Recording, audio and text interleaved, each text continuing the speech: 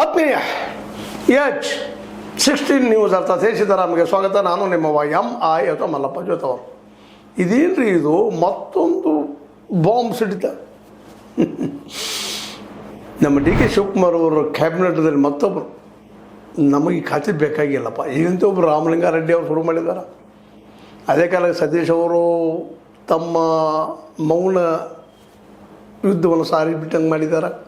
ಇಂಥ ಸಂದರ್ಭದಲ್ಲಿ ನಮ್ಮ KS ಮುನಿಯಪ್ಪನವರು ಆಹಾರ ಮತ್ತು ನಾಗರಿಕ ಪೂರೈಕೆ ಗ್ರಾಹಕರ ವ್ಯವಹಾರ ಇದು ಬೇಡಪ್ಪ, ನಮಗೆ ಸಮಾಜ ಕಲ್ಯಾಣ ಕೊಡ್ಬೇಕೈತೆ. ನಾ ಬಿಡಿದ್ದು ನಿಮಗೆ ಇದನ್ನ ಕೊಟ್ರಿ, ನನ್ನ ಬೇಡಿಕೆ ಅದಾಗಿತ್ತು ಅಂತೇಳಿ ಅವರು ರಾಜೀನಾಮೆಗೆ ಮುಂದೆ ಆಗ್ತಾಯಿದ್ರು. ಸುತ್ತಿ ಬರ್ತಾಯಿದ್ದವು.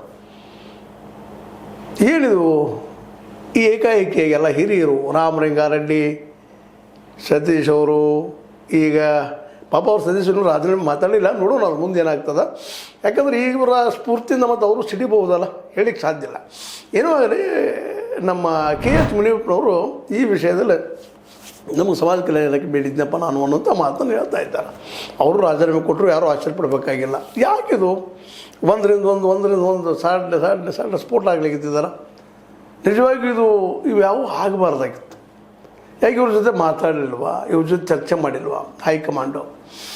ಇವತ್ತು ಹೈಕಮಾಂಡಿಗೆ ಎದುರಾಗಿ ನಿಂತಿದ್ದಾರೋ ಅದು DK ಯತ್ನ ಮಾಡಿದೋ ಅದು ಬೇರೆ ವಿಷಯ. ಇಲ್ಲಿ ಮುಖ್ಯ ಇಲ್ಲಿ DK ಅವರ ಡಿಸ್ಕ್ರಿಷನರಿ ಪವರ್ ಇರ್ತದೆ. ಮುಖ್ಯಮಂತ್ರಿ ಇವರ ಸ್ವತಃ ತೊಗೊಂಡಿದ್ದಾರೆ ಡಿಸಿಷನ್ನ, ಏನು ಹೈಕಮಾಂಡ್ ನೆಲಗಟ್ಟಿನಲ್ಲಿ ತೊಗೊಂಡಿದ್ದಾರೆ. ಇಲ್ಲಿವರೆಗೆ ನಾವು ಎಲ್ಲರೂ ಕೇಳಿದಂಗೆ ಹೈಕಮಾಂಡ್ ನೆಲಗಟ್ಟಿನಲ್ಲಿ ಇರಬಹುದು ಅಂತ ತರ್ಕ. ನಮ್ಮ DK ಅವರು ಕೇಳ್ತಾಯಿದ್ರು, ನಮ್ಮ ಸ್ವತಂತ್ರವಾಗಿ ಡಿಸಿಷನ್ ತೊಗೊಳಿಕ್ಕೆ ಕೊಡ್ರಪ್ಪ ನಮಗಂತೇಳಿ. ಆ ಸ್ವತಂತ್ರ ತೊಗೊಂಡಿದ್ದಕ್ಕೆ ಪರಿಣಾಮನ ಇದು ಅಂತ.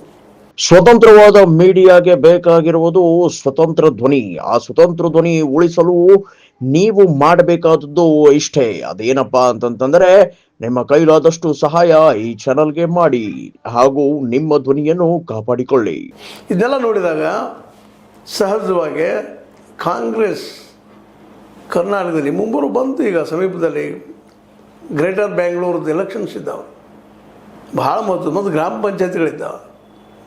ಅದೇ ಕಾಲಕ್ಕೆ ಜಿಲ್ಲಾ ಪಂಚಾಯತ್ ಇದ್ದಾವೆ, ತಾಲೂಕು ಪಂಚಾಯತ್ ಇದ್ದಾವೆ. ಮತ್ತು ಈ ರೀತಿ ಇವರಲ್ಲಿ ಖಾತೆಗಾಗಿ ಹೇಳಿದ್ರೆ ಮುಂದೆ